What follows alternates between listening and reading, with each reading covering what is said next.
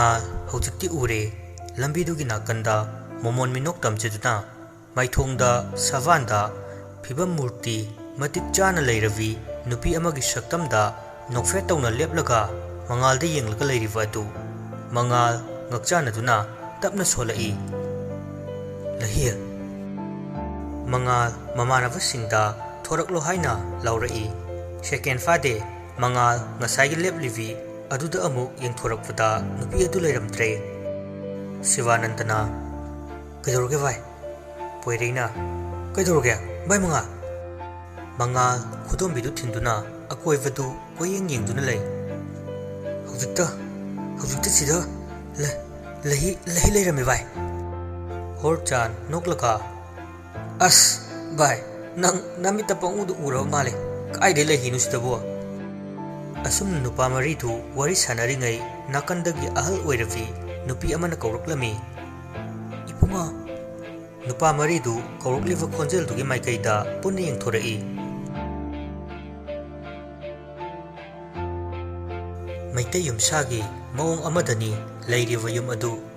yumdugi sumang dugi nehek mamang ithang thangnana leiriva aduna hingol macha semduna mana masing kaya amasu thari hingol dugi akoivadana mahushagi fazaba kayana pukning huna sumatpagi masak oirava haipal leipal upal kaya leiting oina ikoi koina hauri hek thongal changlakpadagi hauna mafam adu isada karino khangdava amana ithil oina piduna isha pumba sumatpagi masak ohelli mitfam hongningba leite singdol thakta leptuna mahusha khuchemgi fajava saktambu yengbada pukning khudum chenbagum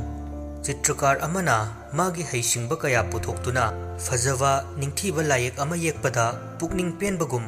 aningba apamba ama khanbada asengba taifangi ipakta oiraktuna thamoi kaya khudum chenbagum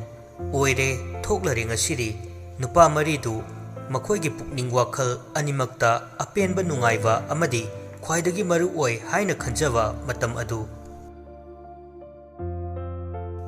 Mangal poirei horchan amadi Sivananda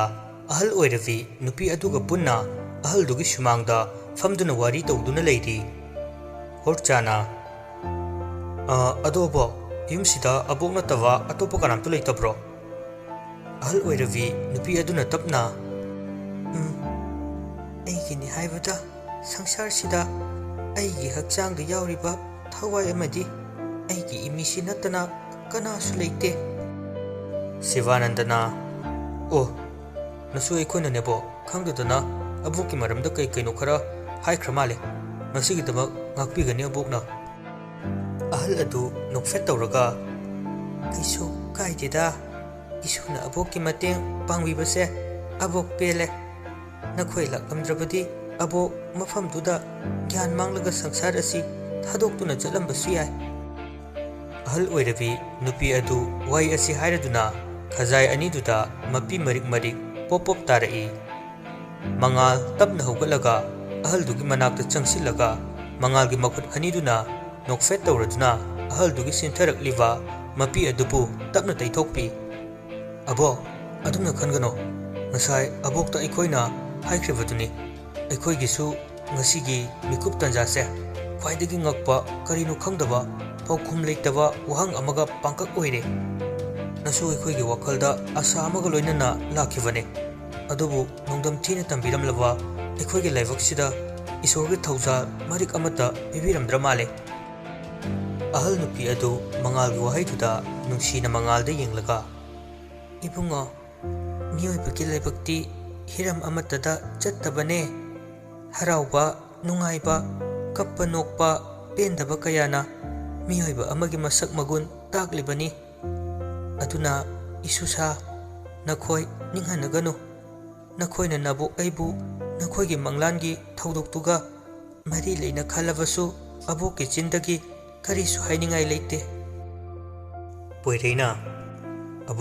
abokpu sakmanavi oirubana abokki mafamda nasu aikhoina ngangsakiba haikiba mayamdo abokna ngakpiyo ahal nupi adu poireida amuk yenglaga isusa hotnabada mai paktaba amatta leitabani hotnabagi thabakta mai pakpagi thabaksu matam chuppagi oina sagonaduna leigani. Malim prithibida leiriba miyoiba khudimak masagi oiba wakhal niti sajat top topna adumak adum yauri. Aduna nakhoigisu nakhoigi pandamdo fangnaba nakhoigi khongchatasu top toppa masak ama soidana lakani. Mangalna hoi phare abo adudi nasu akhoisu amu chacharukhige. Ahal nupi adu nungsina mangalda yenglaka hotnaba khudimakta isorna thaujanbiduna mai pakpagi mangal phangba oirisanu isusa. Asumna nupa maridu ahal adugi mayumdagi thorai. Gari manungtani Horchana bai ngasai ahal dubu ai chingnaida maram chadana lambi dugi nakanda hekta leramba yafrane. Ahal dugini haibda kanamta leikisu hai adugu matau karamna lambi duda matomta. Sivananda tapna kasu khalunu sivai ahal dudasu thawai palivani magisu hingnava koichat chatlaga hingnava hotnariba oiramgani. Poireina aya aidi ikaubu kaurine ahal du nuaite noi ngasai sel khara piramgedi haide. Horchana ihe aidi kaubu kauthurine ado bai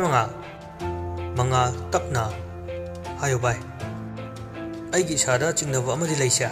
wakhalsina iya yade. Ahal duna kari maramgi nang uraga mamitagi mapi sinthariva aduga nakan amaromdana yumduda hek thongkaldagi changba matamda ikhoigi isada karino khangdaba mana itau tobugum. Mangal chingnana Horchanda yenglaga kai haivnu bai aikhoina di somda aikhoigi aningba apambadu thunglena haraurui aduga second amada pura channel ama on khre adubu fananate hairabusune wakhalsina suya yade. Ahal adu icham chamba ahaldi mande bai. Mangal handakti masadu chingnana amu Horchanda khangai hairei chalo bai gari se yam thuna halo ahal dugi mayumda amu chase. Sivanandana kaidoroge amu poireina khangde kaidoroge bai manga. Horchan taha gari du mamai leiduna maning handuna amu ahalgi yumdu tamna gari du speed tu khara kalap tawna thorakli. Ngaihakki matungda nupa maridu ngasai thorokhiwa ahal dugi thongal mapada gari du chap khamduna gari dagi prap kumtharai. Nupa maridu masadu pungangakre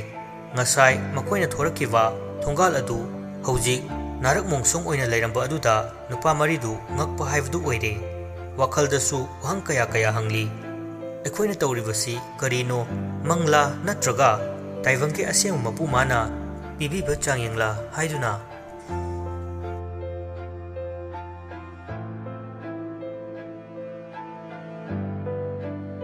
Numidangi matamni loidang chak ising thongba loirab matungda machanupa kaunava mathakta kakhalai.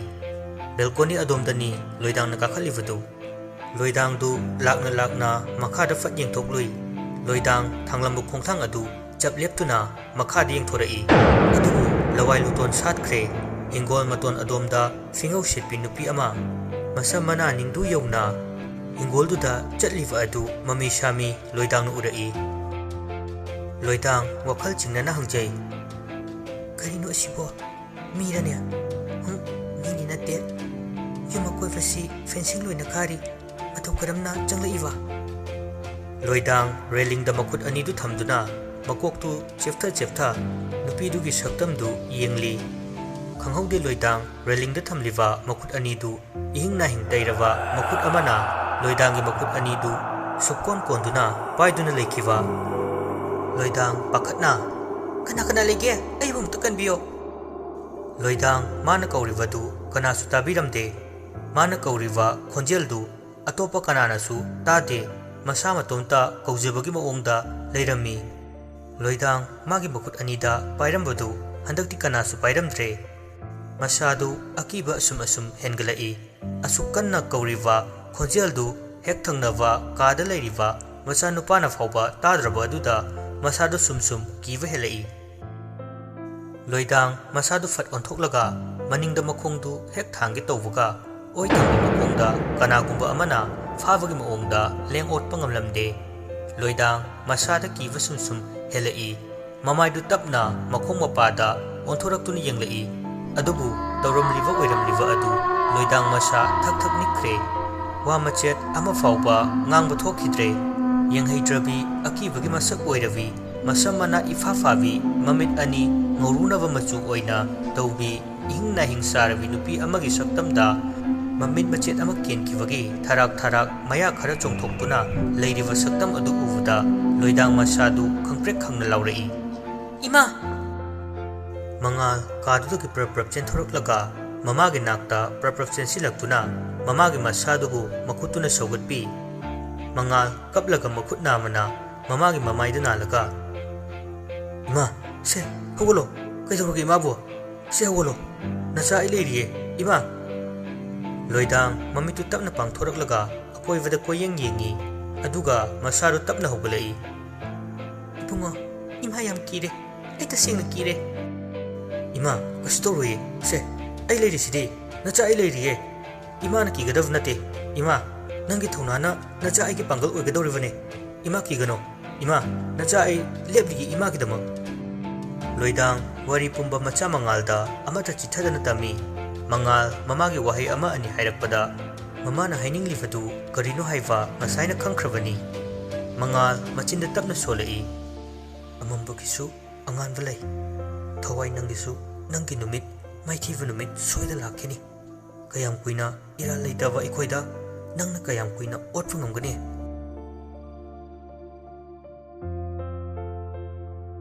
nungthil pung ani makai muktava matam adwai oigani mangal amadi horchan phone da wari sanari aduni vai angakpagi angakpungakta punsida mu phawba thengnarakliba thodok ngaktani horchan noklaga hoine aidi amaromda ekhoi life se nokningba masum yausle mangal ngakna e kaigi nangde horchan noklaga misu magi hiram khudimakta masa masagi top ama leidana haidi lairik haiba mina topper lakpagi nungaijawa mangal noklaga is yareda lairik haire kainaga pamuk tumunagumsida as bai manga nangna nakanamada chatkidore aina haidi sinida makoina nungaiva apamba fangle haina khanjaba mikup tanjado adugumna ikhoidasu ikhoigi punsida saudaba iswar mana piriva changing makal asisu chapmane haibagi wanida mayamga thoina manadaba masak ama natro ikhoida mapu mana pirivse masidabu karamba miyoibana nungai roidino as rasi am kangi henangi wado pakke tawraga paktabam yausle adu bai maiva tumsa hoida amta chanab tawse phare adu dai thuna kaptharage asumna horchan ngai hak leira matungda mangalgi mayumda laktuna amu amaiva tumsa gi mayumda punna haitharai tumchana is ichasa sidi nakoina pangbadagi nakoi namangda taramba manibu khundaduna kanthoklaga chatlini he mangal amadi horchan mamit anidu haifet yengnaraga ngakchana na hairi mangalna oja hari sibu tomcha noklaga ichasa oja na hairi basi atai kari sunate nakoina ahal nupi adugi mafamda haijaduna nakoi wakhalda amakpa machet amatta yauda ahal dudu nakoina thawni jagadavani ne horchana kainu haisibu oja haisinadi ahal adu icham chamba ahal natabra tomchana amaiba tomcha mangal amadi horchanda yenglaga sor asangwa mu khondoklaga makha taduna hairei mani ichasa nupi adu icham chamba ahal natte ibungogi manglanda lakhiva ahal dunine ahal adu omorgi masak oirivani matam kayagi mamangdagi punsirava mangal amaga sagonariva matik mayai chenbi ahal nine mangalna adudi oja amaiva avothigi mayumdasu ahal asiga mohong manana leiramdriva masina kamdoriva jan oja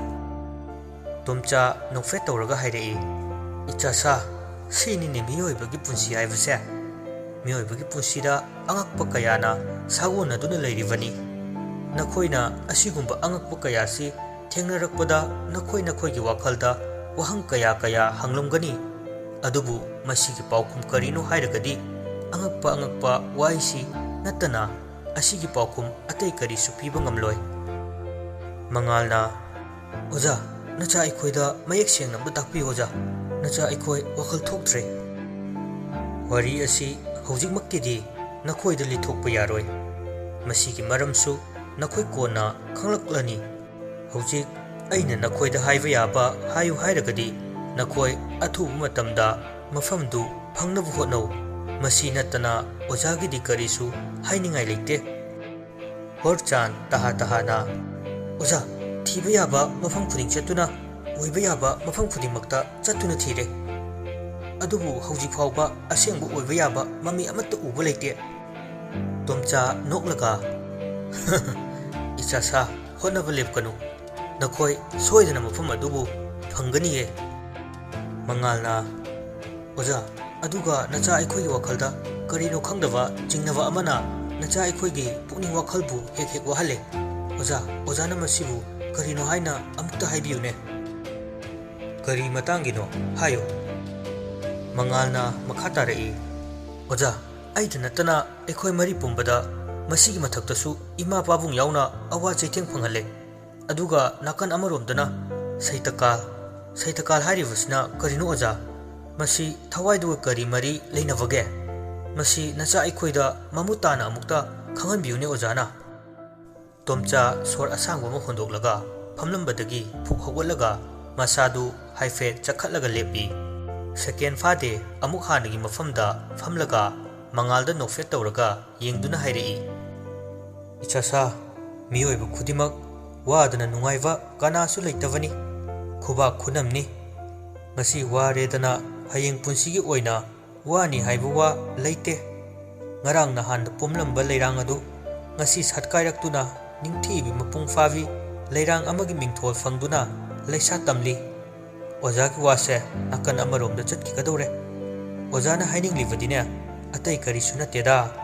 ꯅꯈꯣꯏꯗ ꯇꯠꯇꯅ ꯆꯩꯊꯦꯡ ꯀꯌꯥ ꯄꯤꯔꯤꯕ ꯊꯋꯥꯏꯗꯨꯒ ꯁꯩꯇꯀꯥꯜ ꯍꯥꯏꯔꯤꯕ ꯑꯁꯤꯒ ꯑꯁꯨꯛꯀꯤ ꯃꯇꯤꯛ ꯃꯔꯤ ꯂꯩꯅꯩ꯫ ꯑꯗꯨꯕꯨ ꯃꯉꯥꯜ ꯑꯃꯥꯏꯕ ꯇꯣꯝꯆꯥꯗ ꯌꯦꯡꯂꯒ ꯈꯪꯍꯥꯏ ꯍꯥꯏꯔꯛꯏ ꯑꯣꯖꯥ ꯇꯣꯝꯆꯥꯅ ꯋꯥꯗꯨ ꯃꯈꯥ ꯇꯥꯔꯛꯀꯅꯨ ꯍꯥꯏꯕꯒꯤ ꯃꯑꯣꯡꯗ ꯏꯪꯒꯤꯠ ꯄꯤꯔꯛꯏ꯫ ꯏꯆꯥꯁꯥ ꯅꯈꯣꯏꯅ ꯊꯋꯥꯏꯗꯨꯒꯤ ꯄꯥꯟꯗꯝꯗꯨ ꯍꯦꯛ ꯐꯪꯍꯟꯗ꯭ꯔꯤ ꯐꯥꯎꯕ ꯁꯩꯇꯀꯥꯜ ꯀꯔꯤꯅꯣ ꯍꯥꯏꯕꯁꯦ ꯑꯣꯖꯥꯅ ꯅꯈꯣꯏꯗ ꯍꯥꯏꯕꯈꯛ ꯌꯥꯔꯣꯏ꯫ ꯅꯈꯣꯏꯅ ꯃꯥꯒꯤ ꯃꯔꯤ ꯃꯈꯣꯡ ꯊꯤꯗꯣꯛꯇꯨꯅ ꯃꯥꯒꯤ ꯑꯄꯥꯝꯕꯗꯨ ꯅꯈꯣꯏꯅ ꯊꯨꯡꯍꯟꯒꯗꯕꯅꯤ꯫ ꯃꯇꯝꯗꯨꯗ ꯅꯈꯣꯏꯅ ꯁꯩꯇꯀꯥꯜ ꯀꯔꯤꯅꯣ ꯍꯥꯏꯕꯁꯤ ꯅꯈꯣꯏꯅ ꯁꯣꯏꯗꯅ ꯈꯪꯂꯛꯀꯅꯤ꯫ ꯍꯣꯔꯆꯥꯅ ꯑꯣꯖꯥ ꯀꯌꯥꯝ ꯀꯨꯏꯅ ꯅꯆꯥ ꯑꯩꯈꯣꯏꯗ ꯑꯁꯨꯝꯅ ꯑꯣꯠꯈꯤꯒꯅꯤ? ꯇꯣꯝꯆꯥꯅ ꯃꯈꯥ ꯇꯥꯔꯛꯏ ꯅꯈꯣꯏꯅ ꯃꯥꯒꯤ ꯄꯥꯟꯗꯝꯗꯨꯕꯨ ꯅꯥꯊꯩꯗꯨꯅ ꯑꯣꯟꯅ ꯇꯩꯅꯕ ꯊꯕꯛ ꯇꯧꯔꯕꯗꯤ ꯅꯈꯣꯏꯒꯤ ꯄꯨꯟꯁꯤꯗ ꯑꯀꯤ ꯑꯈꯪ ꯀꯌా ꯑꯃꯗꯤ ꯁꯤꯗꯒꯤ ꯍꯦꯟꯕ ꯊꯣꯔꯛꯄꯁꯨ ꯌꯥꯏꯅꯦ꯫ ꯃꯔꯝꯗꯤ ꯊꯋꯥꯏꯗꯨꯅ ꯄꯥꯝꯂꯤꯕꯁꯤ ꯃꯥꯒꯤ ꯄꯥꯟꯗꯝꯗꯨꯅꯤ꯫ ꯃꯇꯧ ꯀꯔꯝꯅ ꯀꯝꯗꯧꯅ ꯐꯪꯒꯗꯕꯅꯣ ꯍꯥꯏꯔꯒꯗꯤ ꯑꯃꯨꯛꯁꯨ ꯅꯈꯣꯏꯒꯤ ꯃꯇꯦꯡꯅꯅꯤ꯫ ꯑꯗꯨꯅ ꯅꯈꯣꯏꯅ ꯃꯥꯅ ꯅꯤꯡꯂꯤꯕꯗꯨꯒꯤ ꯑꯣꯟꯅ ꯇꯩꯅꯕꯗ ꯇꯧꯔꯕꯗꯤꯅꯦ ꯊꯋꯥꯏꯗꯨꯅ ꯑꯀꯤ ꯑꯈꯪꯕ ꯀꯌꯥ ꯅꯪꯍꯜꯂꯛꯀꯗꯧꯔꯤꯕꯅꯤꯅꯦ ꯍꯦꯟꯅ꯫ ꯃꯉꯥꯜ ꯇꯣꯝꯆꯥꯗ ꯇꯤꯡꯉꯛ ꯌꯦꯡꯂꯒ ꯇꯞꯅ ꯍꯥꯏꯔꯛꯏ ꯑꯣꯖꯥ ꯑꯩꯈꯣꯏ ꯁꯣꯏꯗꯅ ꯃꯐꯝꯗꯨ ꯐꯪꯅꯕ ꯍꯣꯠꯅꯖꯒꯅꯤ꯫ ꯍꯣꯔꯆꯥꯅ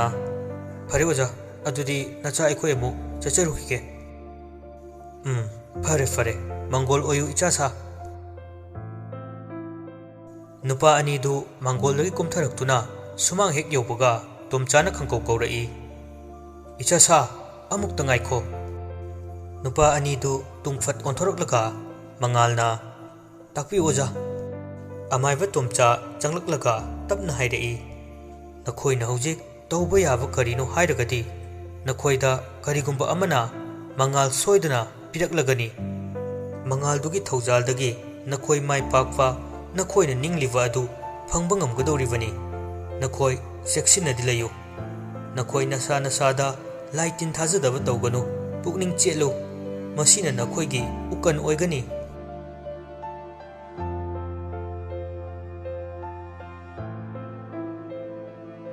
ꯅꯨꯃꯤꯗꯥꯡꯒꯤ ꯃꯇꯝꯅꯤ꯫ ꯇꯔꯪ ꯊꯣꯛꯂꯤꯕ ꯄꯨꯔꯅꯤꯃꯥ ꯊꯥꯖꯒꯤ ꯊꯥꯕꯜ ꯃꯥꯁꯨ ꯌꯦꯡꯕꯗ ꯃꯤꯠ ꯆꯣꯏꯅꯤꯡꯗꯕ ꯇꯥꯟꯖꯥꯗꯨ ꯑꯣꯏꯒꯅꯤ꯫ ꯑꯏꯪꯕ ꯃꯥꯂꯪꯁꯨ ꯇꯞꯅ ꯁꯤꯠꯂꯤ꯫ ꯂꯍꯤ ꯍꯣꯁꯄꯤꯇꯥꯜꯗꯨꯒꯤ ꯃꯄꯥꯟꯗ ꯄꯦꯁꯦꯟ ꯀꯌꯥꯒꯤ ꯑꯋꯥ ꯄꯣꯊꯥꯅꯕꯒꯤꯗꯃꯛ ꯂꯩꯔꯤꯕ ꯑꯗꯣꯝꯗ ꯂꯥꯛꯇꯨꯅ ꯅꯤꯡꯊꯤꯕꯤ ꯊꯥꯕꯜ ꯃꯥꯒꯤ ꯃꯁꯛꯄꯨ ꯊꯋꯥꯏ ꯇꯥꯅ ꯌꯦꯡꯗꯨꯅ ꯐꯝꯂꯤ꯫ ꯃꯆꯤꯟꯗꯁꯨ ꯇꯞꯅ ꯁꯣꯜꯂꯛꯏ, ꯗꯥꯗꯥ, ꯑꯩ ꯅꯪꯕꯨ ꯉꯁꯤꯁꯨ ꯀꯥꯎꯗ꯭ꯔꯤ꯫ ꯑꯩ ꯅꯪꯕꯨ ꯅꯨꯡꯁꯤꯌꯦ꯫ ꯑꯩꯅ ꯑꯩꯒꯤ ꯍꯛꯆꯥꯡꯅ ꯐꯤꯕꯝ ꯆꯥꯗꯕꯒꯤ ꯃꯅꯤꯄꯨꯔ ꯊꯥꯗꯣꯛꯇꯨꯅ ꯃꯐꯝꯁꯤꯗ ꯂꯥꯌꯦꯡꯕ ꯂꯥꯛꯈꯤꯕꯅꯦ꯫ ꯅꯐꯝꯗ ꯋꯥꯍꯩ ꯃꯆꯦꯠ ꯑꯃꯠꯇ ꯀꯥꯡꯊꯣꯛꯂꯝꯗꯦ ꯍꯥꯏꯗꯨꯅ ꯑꯩꯕꯨ ꯋꯥꯔꯧꯒꯅꯨꯀꯣ ꯗꯥꯗꯥ꯫ ꯑꯩꯅ ꯅꯐꯝꯗ ꯄꯤꯈꯤꯕ ꯆꯤꯊꯤ ꯑꯗꯨ ꯑꯩꯒꯤꯗꯤ ꯑꯩꯒꯤ ꯊꯃꯣꯏꯒꯤ ꯑꯃꯣꯠꯄ ꯃꯆꯦꯠ ꯑꯃꯠꯇ ꯌꯥꯎꯗꯕ ꯅꯪꯕꯨ ꯅꯨꯡꯁꯤꯕꯒꯤ ꯊꯃꯣꯏꯒꯤ ꯋꯥꯔꯣꯜꯗꯨꯅꯤ꯫ ꯂꯩꯍꯤ ꯑꯁꯨꯝꯅ ꯋꯥꯈꯜ ꯇꯧꯗꯨꯅ ꯃꯆꯤꯟꯗ ꯇꯞꯅ ꯁꯣꯟꯗꯗꯨꯅ ꯊꯃꯣꯏꯗꯒꯤ ꯍꯧꯔꯛꯄ ꯊꯃꯣꯏꯒꯤ ꯃꯁꯛ ꯑꯣꯏꯔꯤꯕ ꯅꯨꯡꯁꯤꯕ ꯃꯥꯒꯤ ꯊꯃꯣꯏꯒꯤ ꯏꯍꯨꯜ ꯑꯗꯨꯅ ꯃꯤꯠꯂꯨ ꯐꯥꯎꯅ ꯄꯤꯔꯥꯡ ꯑꯣꯏꯅ ꯆꯤꯟꯊꯔꯛꯇꯨꯅ ꯊꯃꯣꯏ ꯃꯥꯕꯨ ꯅꯤꯡꯉꯝꯗꯅ ꯀꯧꯖꯔꯤ꯫